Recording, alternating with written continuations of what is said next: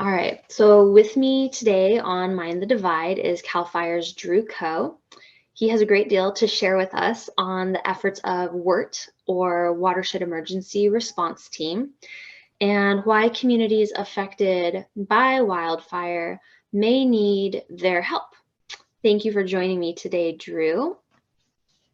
Hi, let me be patient with me as I get this up on my screen. There we go. Yeah, no problem.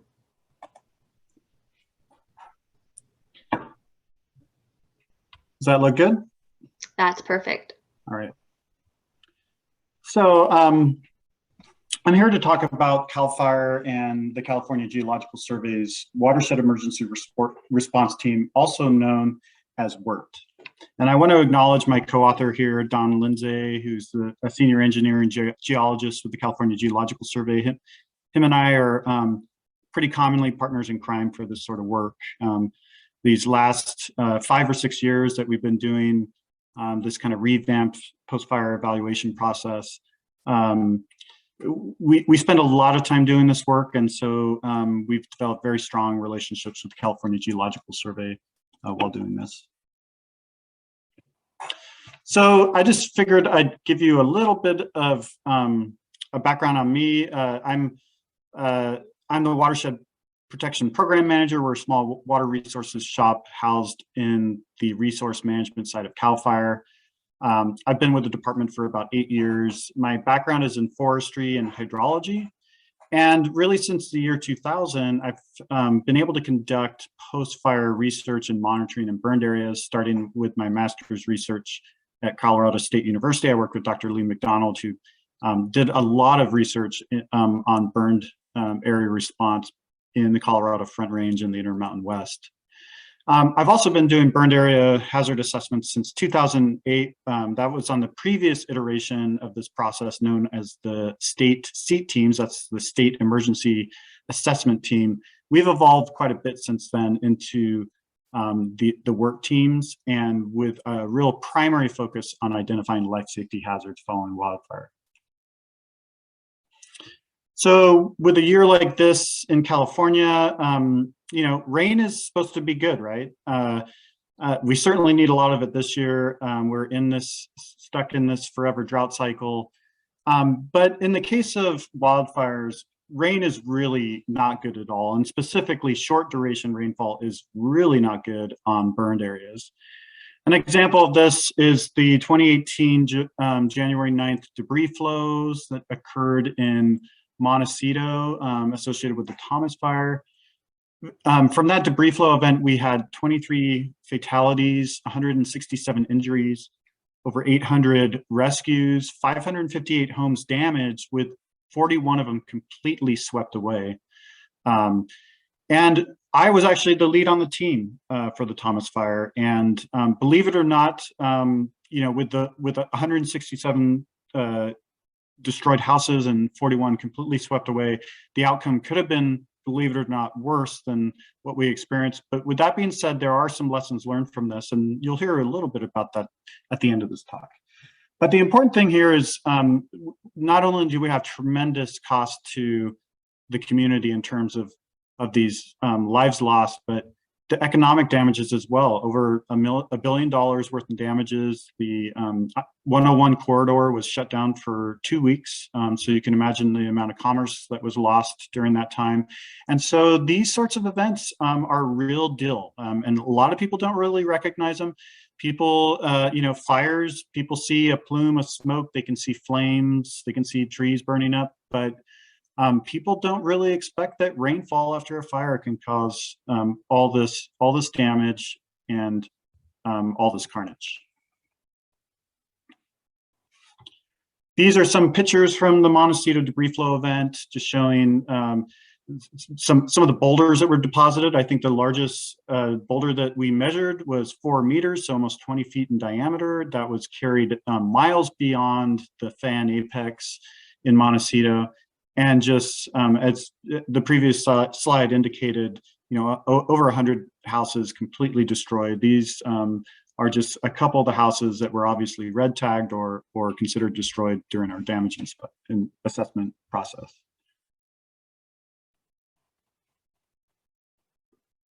So this is just a 7-acre catchment. It's actually in the Colorado Front Range. This is from Dr.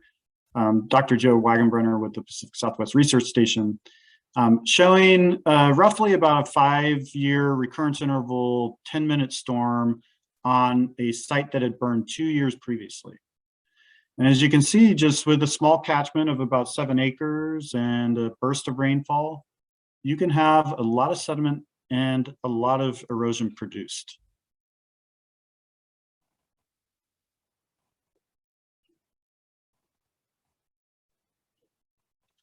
So why does this happen after fire? This is a slide I used from Joe Wagenbrenner. He likes to simply refer to it as fire does stuff to soils, but that stuff involves really a fundamental change of soil and vegetation conditions at the hill slope scale, as represented by those red circles, things like the loss of plant canopy, enhanced soil water repellency, which gets a lot of press. That's what we refer to as hydrophobicity, the loss of ground cover, and the loss of soil organic matter, which can affect the strength of the soil. In turn, these changes in conditions greatly alter the processes at the hill slope scale. Things like you have reduced interception of rainfall by vegetation, the runoff, because of the lack of friction on the hill slopes or roughness, you have much greater velocities from overland flow, and you just produce overland flow and runoff from much less intense rainfall than you would under unburned conditions. The resulting effect is that you have greatly increased runoff at the watershed scale, as well as greatly increased soil erosion, not only surface erosion, but in-channel erosion, and the thing that we're most worried about in the work that we do, mass wasting, particularly post-fire debris flows. So if we're lucky, the best case scenario is that we might just get flooding. And flooding is, if you're built in a floodplain, that can be a traumatic and significant event. But a lot of the flood control managers in the counties that we have across California are fairly used to dealing with flood. The one thing about fire is that you may get a 50-year flood with a 1-year rainstorm. You might get more than, in Southern California, you might get more than that. But again, floodplain managers can typically manage flood flows if they're aware of that hazard. The thing that we're most worried about with debris are debris flows, which are fundamentally different than sediment-laden floods or debris floods. And that's because of the composition of the flow. It really resembles something close to a slurry of concrete with boulders riding the top of it.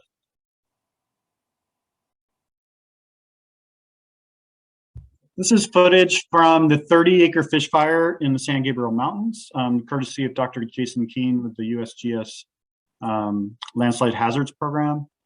And what I want you to look at is the composition of this flow and the size of the material within this flow.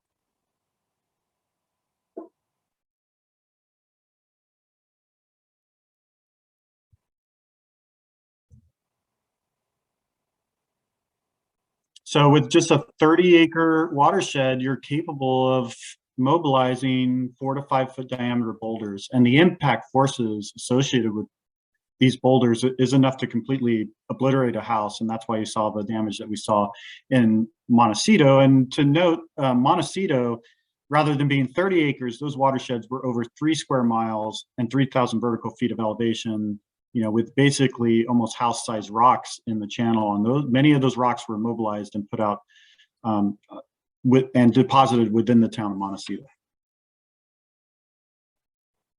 So not only do we have debris flows, we also have other hazards, things like rock falls and more traditional landslides that may happen when you have runoff routing onto unstable slopes. In this case, we see some rock fall that actually killed a motorist on the Atlas fire in Napa County. This was a fire that I was on. This was actually the same storm that caused the January 9th debris flow event in Montecito. But we had actually identified these slopes as potential rockfall hazards following the Atlas fire. And there was signage there, but unfortunately this motorist was caught and killed by this boulder here. So I think I've done a pretty decent job of illustrating the types of hazards that exist following a wildfire. And the function of the watershed emergency response team is to determine both the likelihood and the potential magnitude of these hazards occurring both within the fire footprint and downstream of the fire footprint. And so with that in mind, we're going to talk about what kind of fires deserve an attention from a state team like the Watershed Emergency Response Team. There's really a couple of ingredients that you need to trigger these sorts of post-fire hazards. The first one is you need steep slopes proximal to homes and infrastructure. In the work that we do, we are generally not looking at impacts to ecosystem services, things like water quality, because frankly, we're not landowners and we don't have the money to treat hill slopes.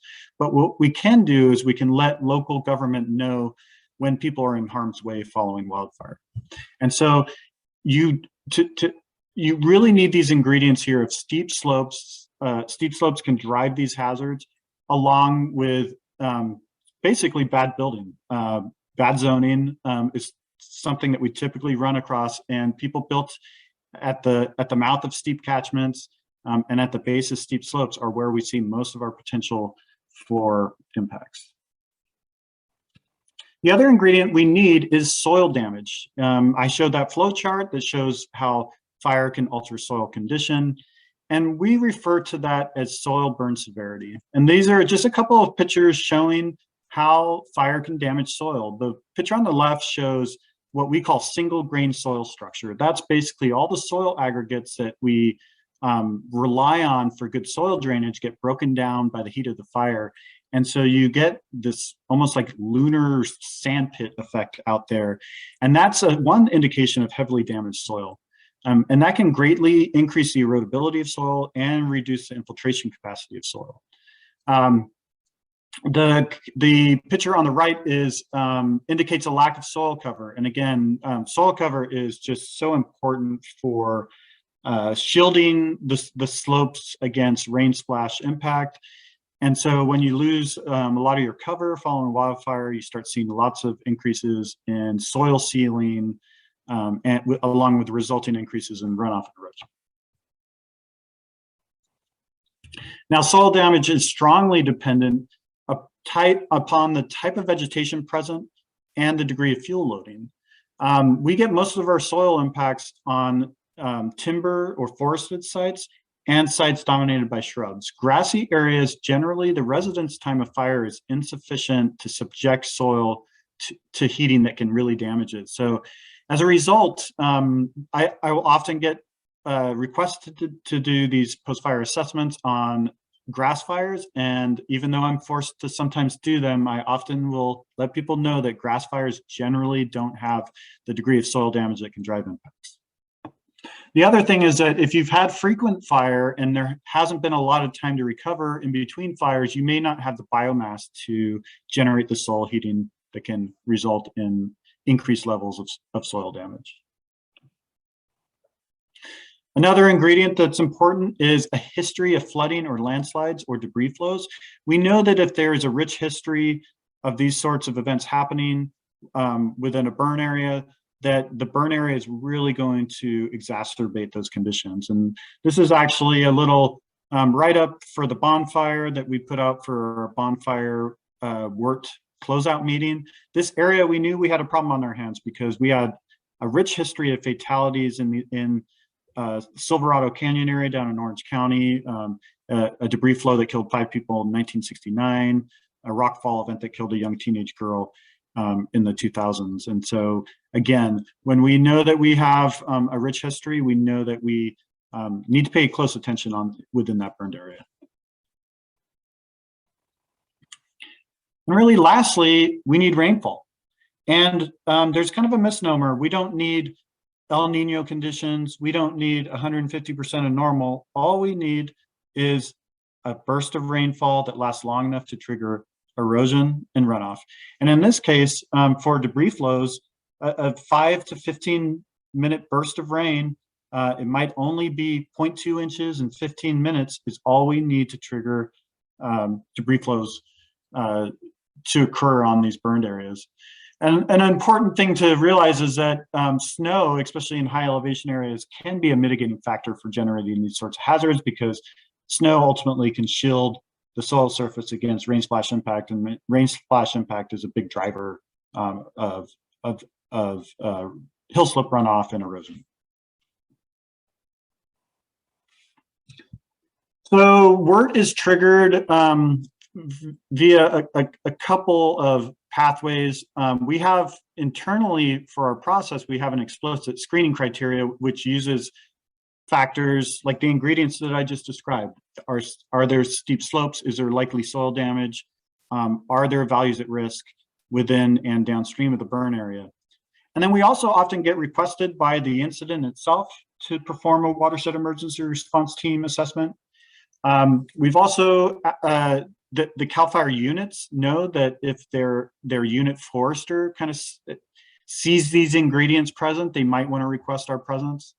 And then we sometimes will get directed by the director of CAL FIRE or the executive team to perform these assessments. And then lastly, we can our process can get triggered by local or state government petitioning to the governor or to the CAL FIRE director. And so overall political pressure can oftentimes trigger our process as well. But I would say before asking for us, it's important to reach out to us so that we can give you our perspective on the potential for hazards in those burned areas. It's important to note that I am now the only hydrologist in all of CAL FIRE. So if I'm requested on 6 different fires at the same time, I'm basically have to work fire to fire because we simply do not have the staff to do this. So really, ask us before you request us to do an assessment, just because there is a chance that you may not have the necessary ingredients for hazard and risk. So a little bit more detail about our process. We're led by CAL FIRE and co-led by the California Geological Survey. We prioritize large fires that pose significant threats to life, safety, and property. We are very similar to the U.S. Forest Service Burned Area Emergency Response Team, or BEAR team process. But unlike the BEAR team, the Forest Service or land managers, they can deal with impacts to cultural resources and things like water quality, botanical resources. But since we deal with private land, we are not the owners of the land and we are not managers of the land. So that is why our scope is limited to that life safety and risk to property focus that we have. And what really sets us apart, I think, from just about anyone else, including the BEAR team, is we use these spatially explicit predictive tools to identify the likelihood and magnitude of watershed hazards. The BEAR teams do that too, but I think we've kind of taken that extra step. We know these models not quite as well as the developers of the models, but we know them quite well. We know their limitations and we know their strengths. This is a little flow chart that I have that illustrates our stepwise process. It's important to note that our goal is a rapid determination of risk from debris flows, flooding, and rockfall. We are not going to be doing an engineering level assessment of risk. We're not in there to size deflection structures. We're not in there necessarily to do a 2D hydraulic model. It's a rapid assessment. We oftentimes will only spend 15 to 20 minutes at each site. So really the benefit of our process is that we can whittle down the number of sites that you'd have to consider, and you can always bring in somebody else to do a more detailed assessment. But overall, along with that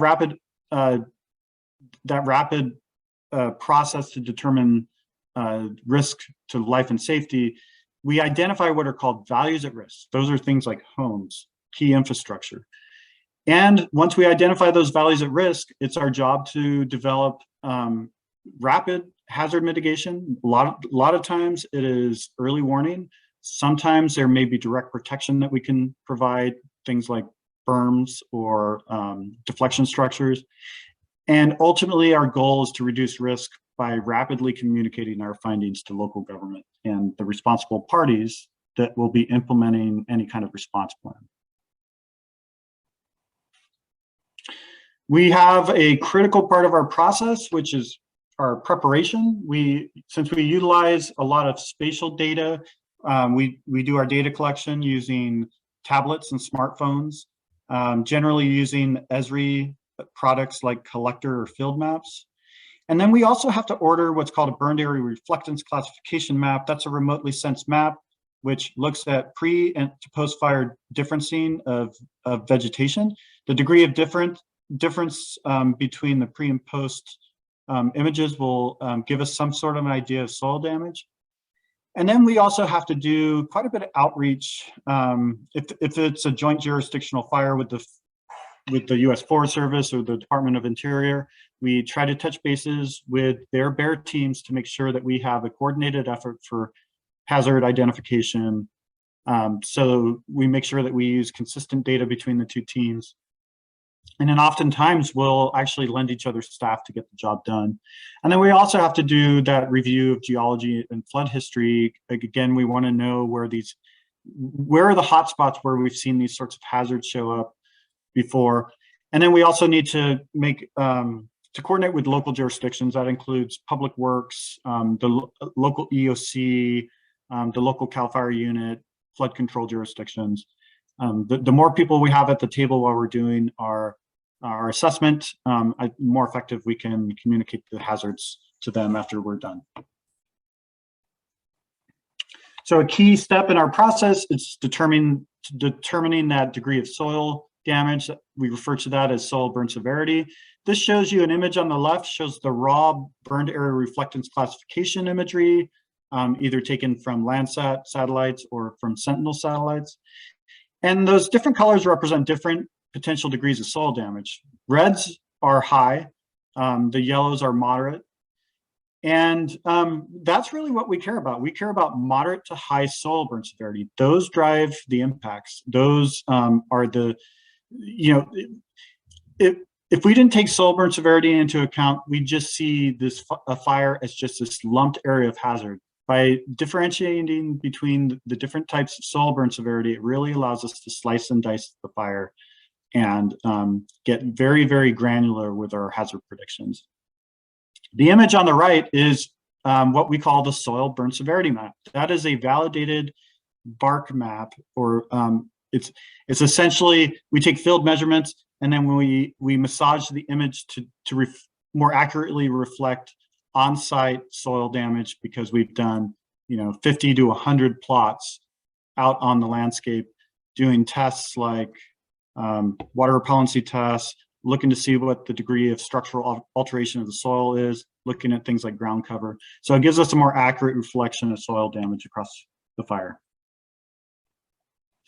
This just shows you what the soil burn severity map looks like for a particularly notorious fire that I worked on in 2020 called the Bonfire. It's only roughly a 6,500 acre fire. It's in Orange County in Silverado Canyon.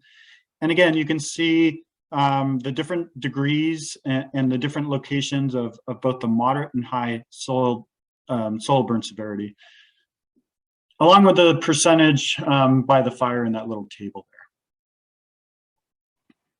The other thing that we're really keyed into, other than some of those processes that I talked about earlier, rockfall or post-fire debris flows, are these types of landforms that are particularly sensitive to hazards. Those landforms are things like alluvial fans, which are built by successive flooding and debris flow, and floodplains. So development in floodplains, if you're downstream of a burn area, you're probably going to get a little bit of scrutiny from us, and we do look at areas that are built and built floodplains just to see if those areas are more susceptible to post-fire flooding.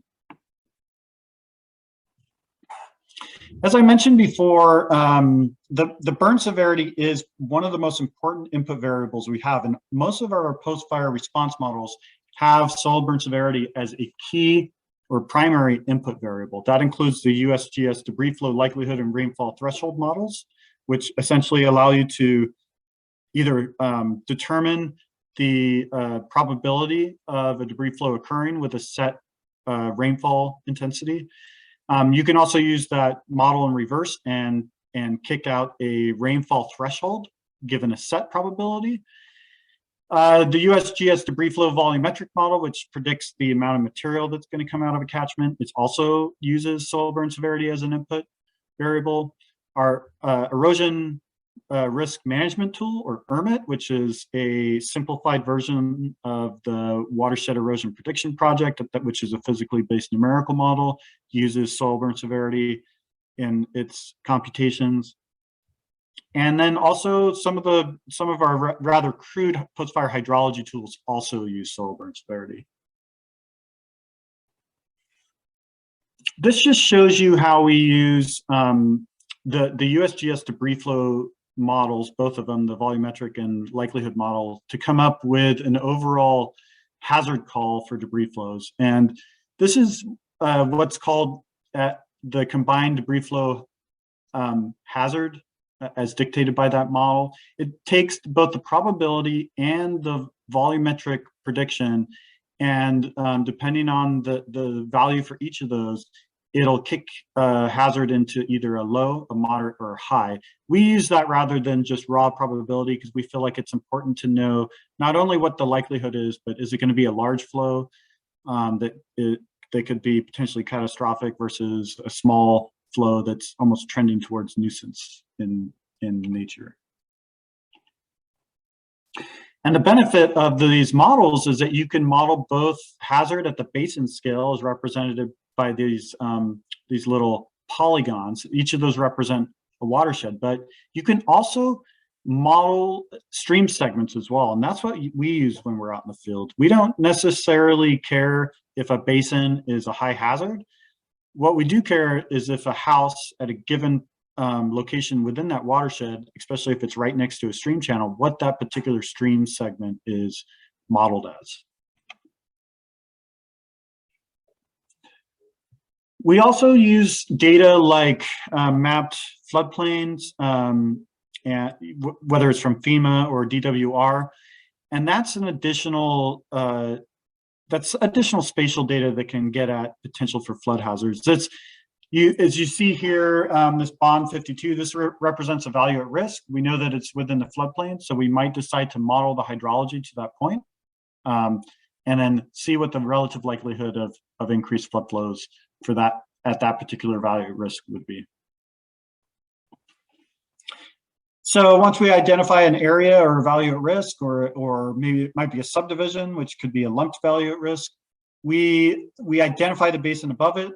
We call that a pour point, which is basically just a vernacular for a modeled watershed. And we extract the percent of the watershed burned at the various degrees of soil burn severity.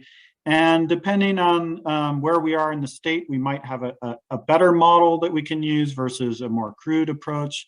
In this case, we weren't really confident with our modeling capability here, but we know enough. We know that if we have a lot of area burned at moderate and high, that our relative flood response is going to be high. And then we also know from the geomorphic evidence around there whether that particular flood is more likely to be true flood flow versus debris flow. And again, flood managers are very interested if they're going to get flood or debris flow. And then just a word of caution, again, is that our peak flow predictions are probably the part of our assessment where we have the highest uncertainty. And that's just because there's not that many tools that we can rely on for this. And post-fire flood data is hard-fought data. There's just not a lot of it out there. And specifically, there's not a ton for California.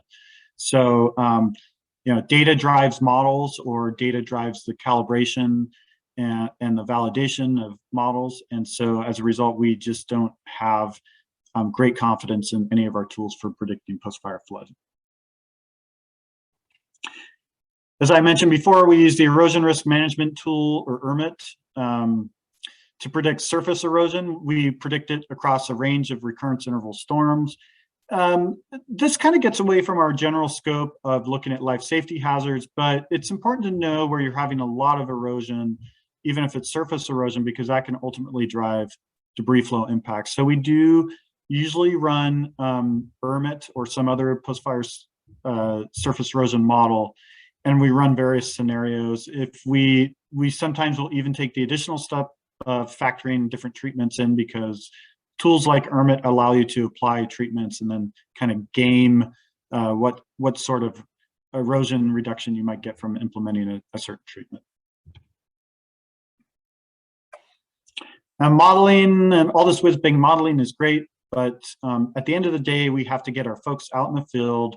We have, if we're lucky, we have all the model outputs on our tablets, and we can use those models for decision support to make a call out in the field. But ultimately, it comes down to the licensed professional, a licensed professional geologist or certified engineering geologist with the California Geological Survey, ultimately makes the call on the potential for risk at a given value at risk. And this is just illustrating me. That's me standing in front of a house that ended up getting subjected to a post-fire debris flood, and where they had some damage to the structure itself. But we knew when we looked here, you can see some of the model outputs on the left. We know that there's a combined high hazard for debris flow for the particular basin heading there. And so we actually we're pretty busy in that little community there, because a lot of houses were built low in the channel. We knew that those areas were going to get subject to potential hazards. So identifying values at risk is a huge part of our job. The other thing that we do as a team is that we actually prescribe rainfall thresholds that trigger these potential hazards from occurring. And we do this for using a variety of different processes. And that's what this next slide shows you, is that we'll use the USGS debris flow likelihood model. We'll use regional documented thresholds. We'll use any information we may have on previous flood or landslide history, along with best professional judgment and the location of our values at risk, to come up with a prescribed threshold for the fire. And again, your response plans are going to be dependent on an accurate development of these rainfall intensity thresholds.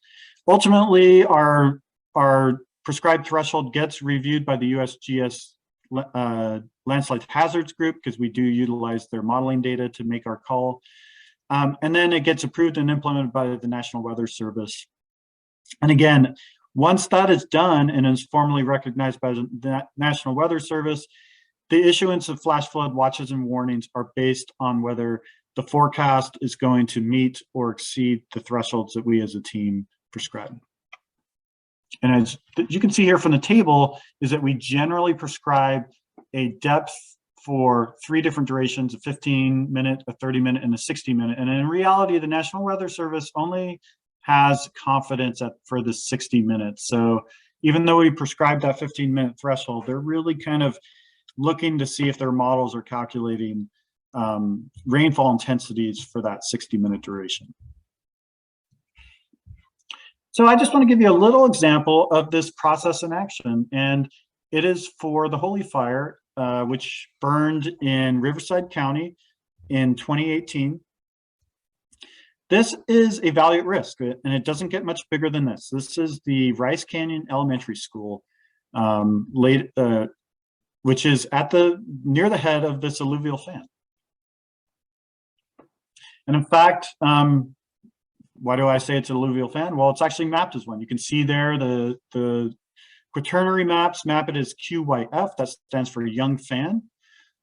And alluvial fans are problematic for us, and that's because since they're built by successive flooding and debris flows, these sorts of landforms have what are called avulsing channels, rapidly shifting channels. And the problem here is that you cannot predict where these channels may shift oftentimes. especially if they're subject to a large flow or debris flow. And so you have a case of what we kind of refer to within our team as debris flow or flood pinball. And this was actually a real problem. It's a real problem throughout Southern California. It was a problem in Montecito as well. So the issue here is that the blue stream represents the current location of the channel. We knew that if a big flood or debris flow would come down, it could potentially raise up the bed of the channel and then push that channel through a cul-de-sac, as represented by that red arrow, and then into the elementary school itself. This star represents the location of that elementary school. And we can see here from the modeling that both the watershed above it and the stream segment leading right down to it is mapped as having a high combined hazard for debris flow based off of a 20 millimeter an hour, 15-minute storm. That's roughly 0.2 inches in 15 minutes. We also know that, as I said before, the estimated threshold for triggering a debris flow at this location is roughly 20 millimeters an hour, or 0.2 inches in 15 minutes. And the predicted estimated volume at that point from the model was 28,000 cubic meters. I think that's around 35 to 40,000 cubic yards. So we know that we have enough material down there to raise the bed of the channel and potentially push it towards those built areas. We let Riverside County Flood Control know what we found here. They decide to put in a temporary flood control berm above that cul-de-sac, basically keeping that channel in its existing location. Now, this isn't the most robust berm I've ever seen, but it's a very good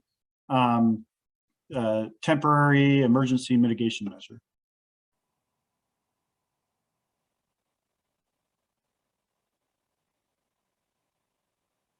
So in December of that year, we actually had a flow that we determined would have probably caused that channel to shift and would have potentially inundated those structures on the fan surface. And so that's really, I like to use that as a successful case study of our process at work. So it's important to note that when we're doing our work, the area with the highest risk is really going to be Southern California. It's no surprise. Most of our models, especially the USGS debris flow models, were developed using data from Southern California.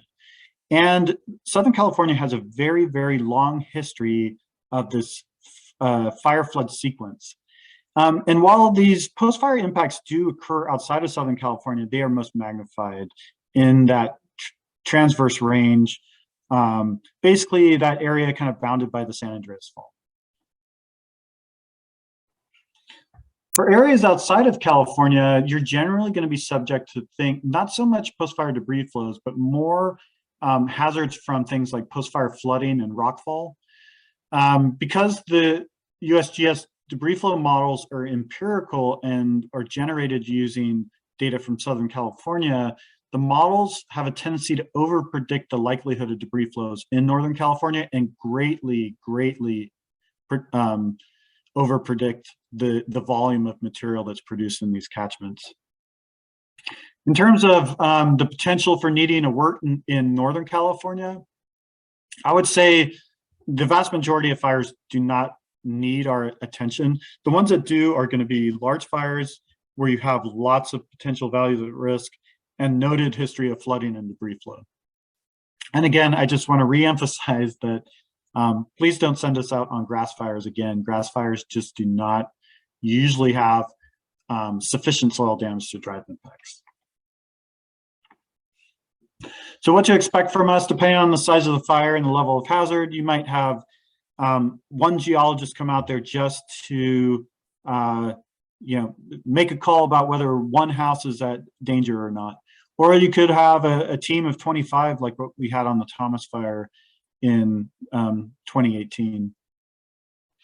Field work, depending on if we already have a soil burn severity map in hand, may take one day if it's a really small fire, but it can take a couple of weeks. In the case of the Dixie fire, it took us many weeks because the fire was actively burning and we weren't able to get in and generate the soil burn severity map in these areas that were a little bit too hot. And these fires are getting to be almost 1 million acres in size, and in some cases over 1 million acres. It just takes time for us to do that sort of work.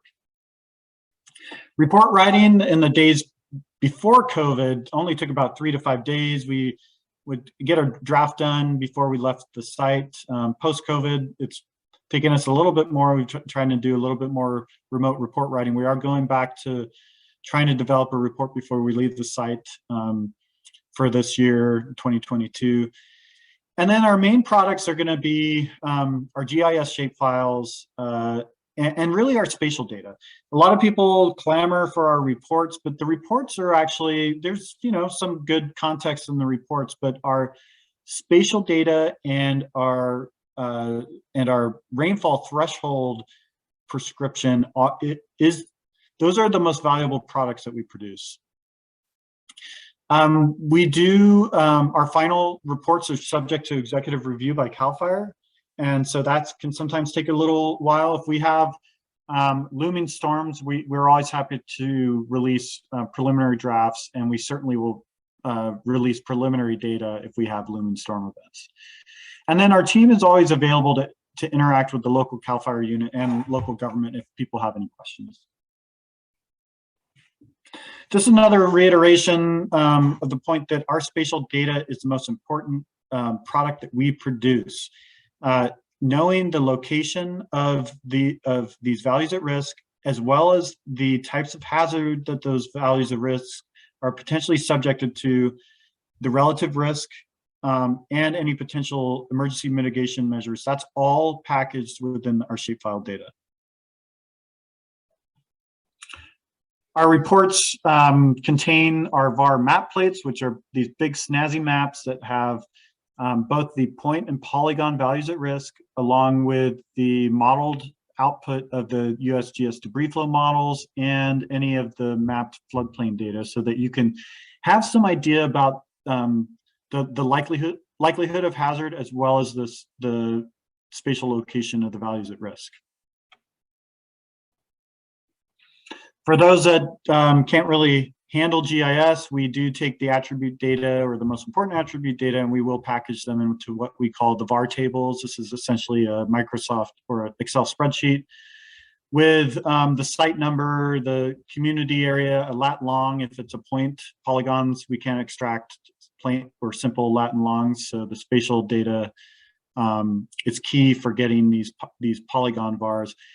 Our field observations of the potential hazard, and then the type of process or the type of hazard that they're going to be subjected to. Is it going to be a debris flow? Is it going to be a flood? Is it going to be rockfall?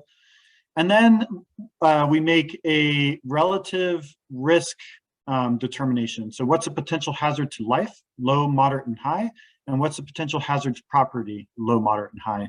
And then we have the preliminary emergency mitigation protection, which as you can see here from this file, it may say early warning, monitor and maintain the structure, clear and maintain culverts, deflection structures. So you get a kind of a feel for the type of mitigation measures that we're prescribing. The back of our report also has data-driven pages. This is a unique page generated for each value at risk, has a lot of that attribute data, as well as a map of where the value at risk is located, and pictures of the value at risk so that people can be clear as to what they're actually looking at when they're out in the field trying to make more refined calls.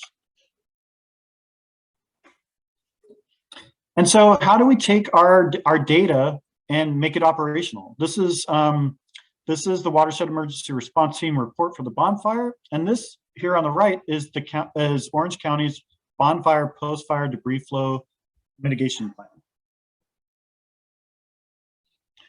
So in terms of making our data and the intelligence we provide operational, it's really important to do adequate planning and to make sure that all the right stakeholders are in the room. And those stakeholders are things like law enforcement, obviously fire and rescue, social services, public works, or flood control, if you're lucky enough to have a separate flood control division, And then the public information officer, messaging is just very critical. I think some of the lessons learned from Montecito, I think those the loss of life was attributed to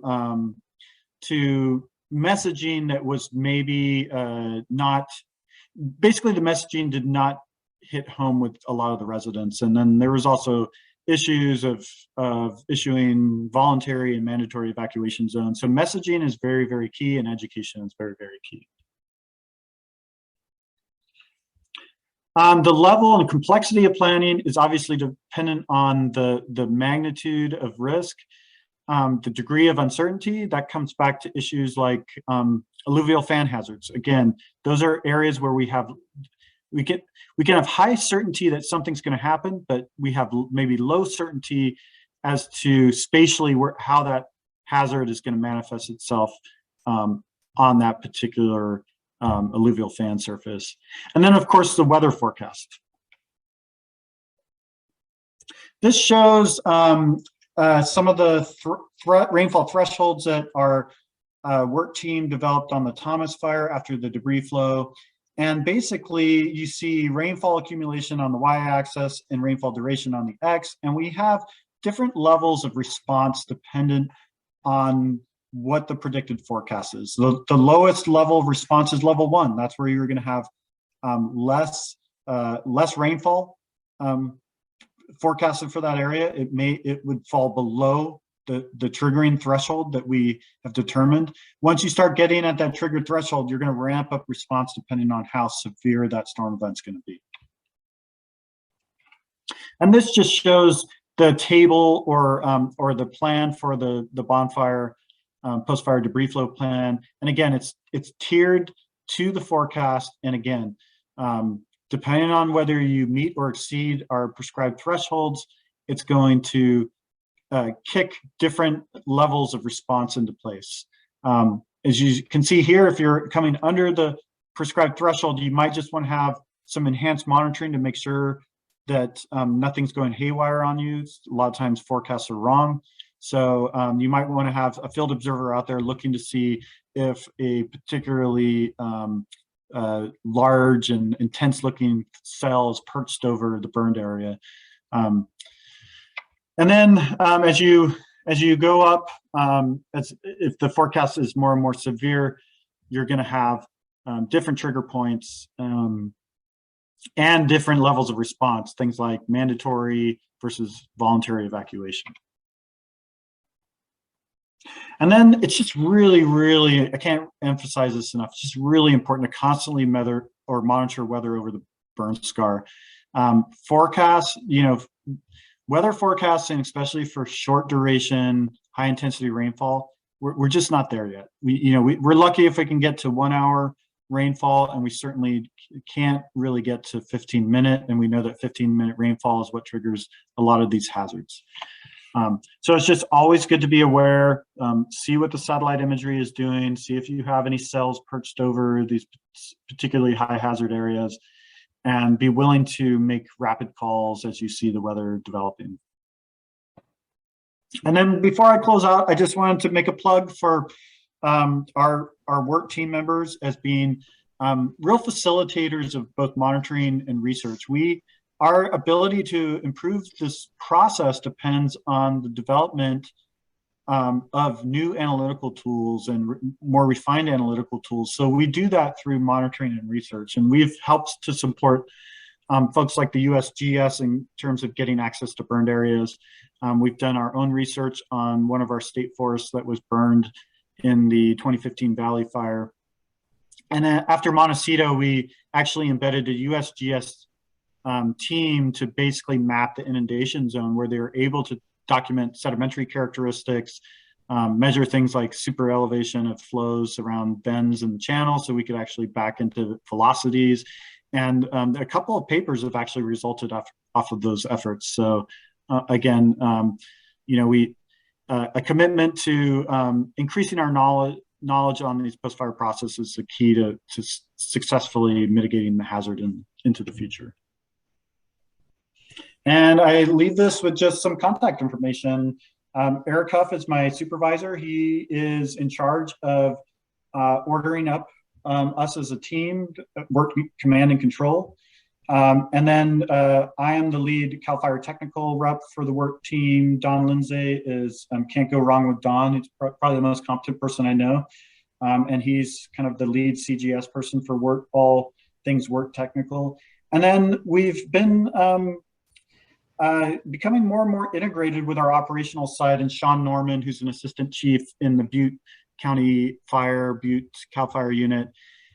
He's a guy that has really seen the value of what we provide and is now helping to provide us kind of an operational blueprint for taking our findings and factoring it into response planning. And so I would just say, if any of you are have any questions, feel free to reach out to me. I'm happy to answer any questions. Thank you.